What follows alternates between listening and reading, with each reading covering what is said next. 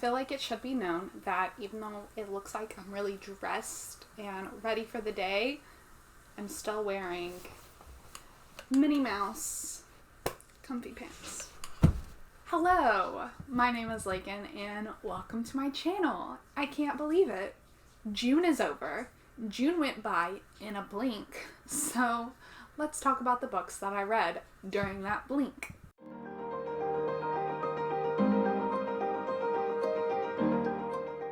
I think June was a pretty good reading month for me. Star rating wise, that is. I read 17 books in total. In those 17 books, I read books for Pride Month.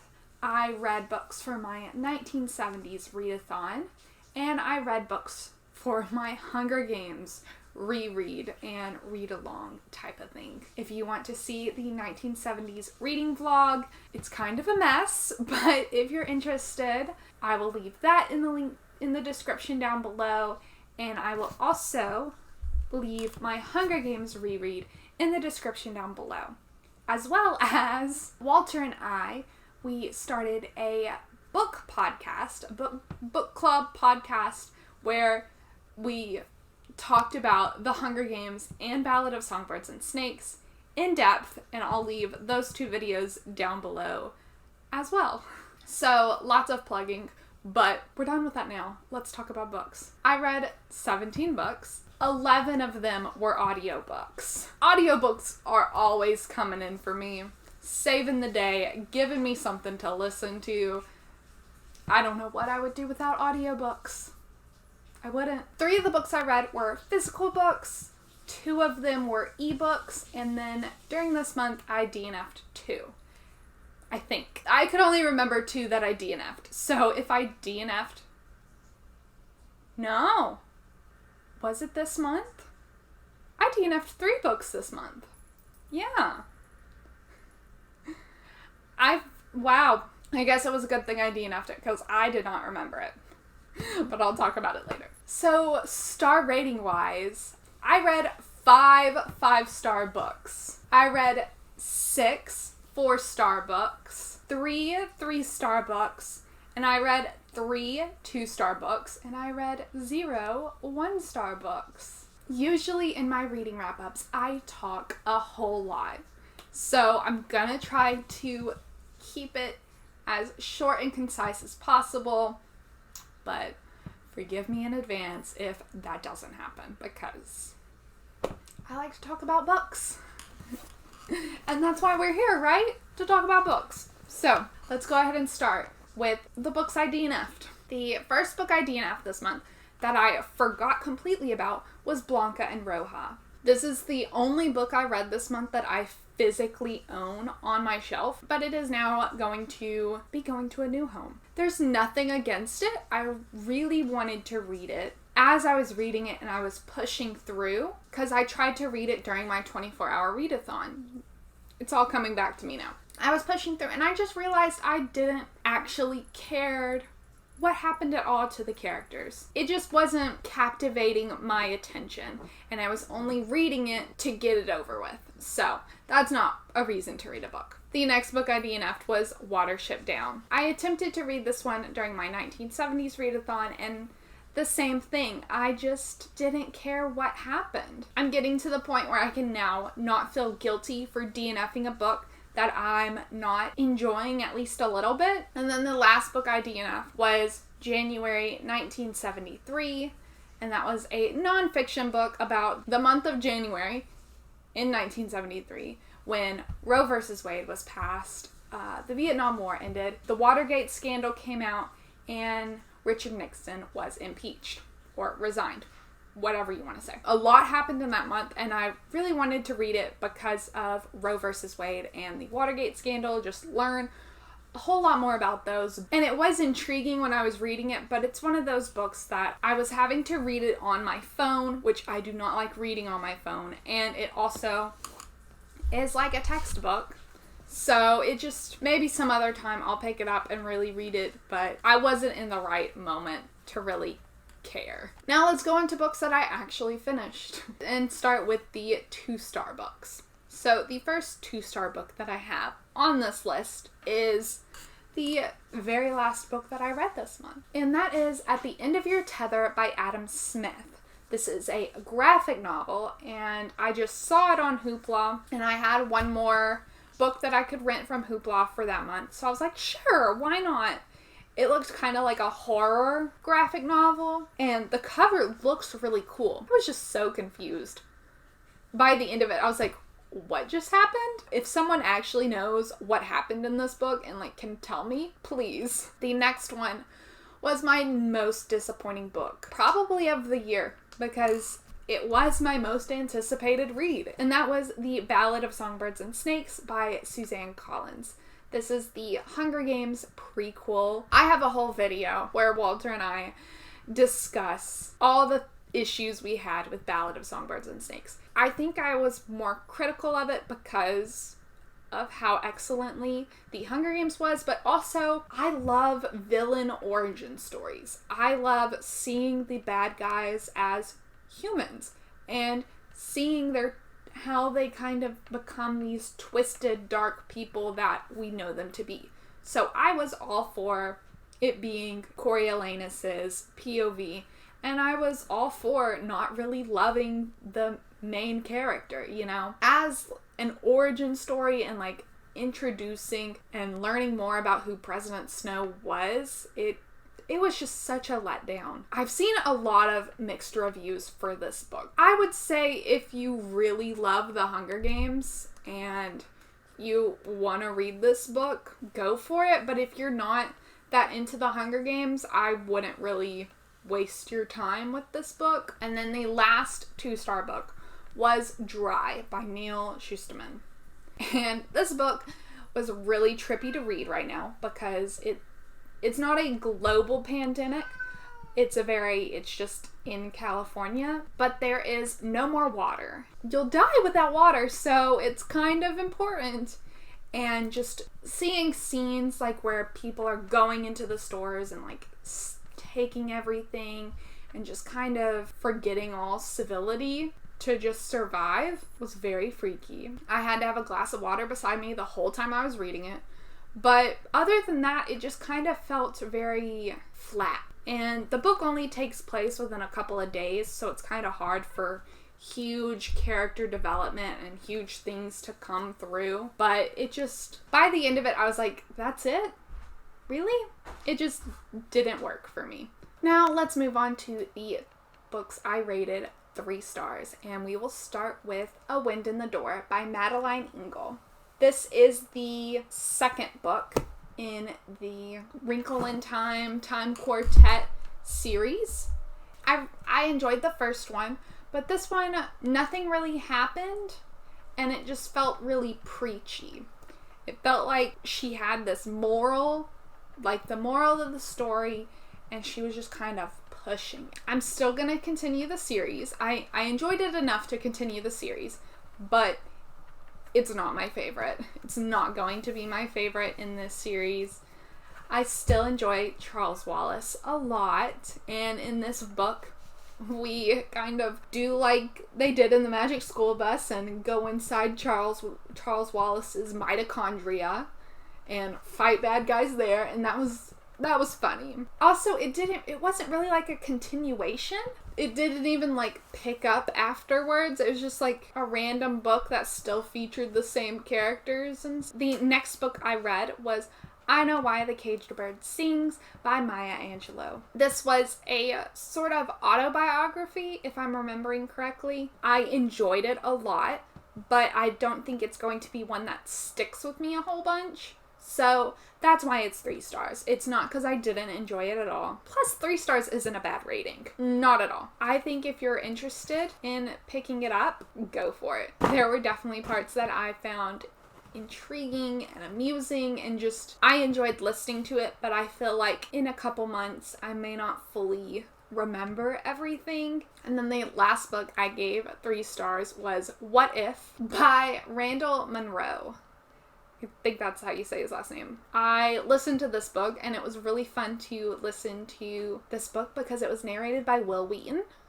I think And he is the one who narrated Ready Player One and I think Armada. But I just really enjoy his voice. It was just a fun book about answering these absurd questions with scientific answers. Yeah, not much really to say about it. It's one of those books that you would probably buy a physical copy of and not actually read it all the way through.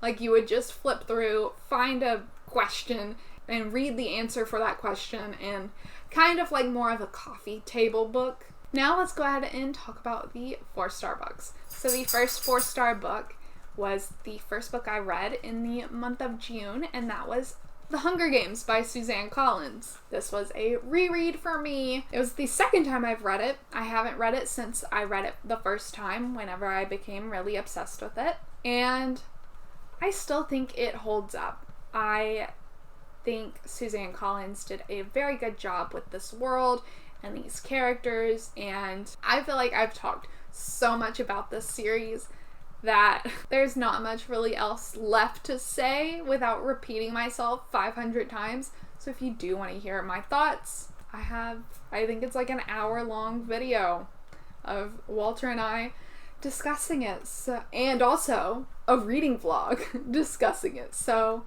yeah, enjoy. Also, since we're already talking about it, I gave The Mockingjay by Suzanne Collins 4 stars as well. It has its problems, but overall, it deserves the love that it gets. The next book I read was a graphic novel, and that was Mooncakes by Suzanne Walker. This book is so colorful, and the art is adorable. So beautiful. I definitely suggest, like, reading it just for the art, but it is a witchy werewolf romance type of book. It's just so cute and precious, and I don't know if there's gonna be more, but kinda hope there is, just because they were adorable together. If you have a chance to read it, read it. I don't think it will let you down. The next book I read was Aquicorn Cove by Katie O'Neill. This is also a graphic novel. It's more of a middle grade graphic novel, and it was very much focused on taking care of the ocean and being kind to the ocean and how our actions affect the world around us. It was very sweet and very colorful and adorable art as well. Again, just like Mooncakes, definitely recommend this book just for the art, but also the message behind it is really sweet, and I feel like anyone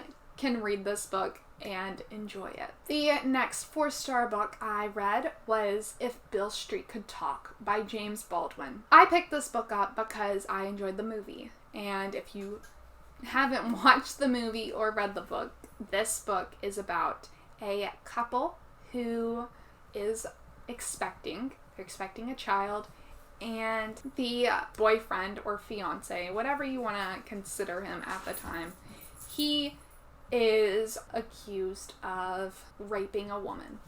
And it kind of goes through the process of them trying to get him out in time to see his son, while also respecting this woman who they do believe was assaulted, but they know it wasn't him. I think it's very well done and handled, so there is a trigger warning for rape. I do appreciate how they handle it, and they don't blame the victim or say that the victim is lying. They respect her. They just know that the person who actually committed this atrocity is not the person that she says it is. If you don't want to read the book, I would definitely suggest watching the movie. The next book that I read that I gave 4 stars was The Future of Another Timeline by Annalee Newitz. If I remember correctly, they are a non-binary author, and this book was something. Oh my goodness. So this is a time travel book that talks about this edit war that is going on between these men who want to erase all of women's rights and roles and all this stuff. And then there's this group of women who are fighting back and trying to refix and allow women the rights and the freedoms that they deserve, while also the main character trying to go back into their past and fix things for themselves and stuff like that. So yeah, it was a wild ride. Trigger warning for sexual assault. There are 2 attempts in this book, and they are at the very beginning. The very beginning is very graphic as well. So I was listening to this book while eating, and it was talking about the main character driving their thumbs into this man's eyeballs, and didn't enjoy that. That's why I couldn't give it the five stars. But other than that, I enjoyed the book. Once it kind of got past that point, the tone of the book started to shift to be something that was much more entertaining to me personally. Now let's move on to the 5-star books. Oh my goodness. So the first 5-star book I want to talk about is Catching Fire by Suzanne Collins. So this is the second book in the Hunger Games trilogy, and this is my favorite book of the whole trilogy. It feels so much more personal and emotional to me, and just has higher stakes. And also the second movie is my favorite movie, so I'm a little biased. The next book I read that I gave 5 stars was Heartless by Gail Carriger. This is the 4th or 5th one, can't remember. It's the second to last one, I know that, of the Parasol Protectorate series. And this series is just so good.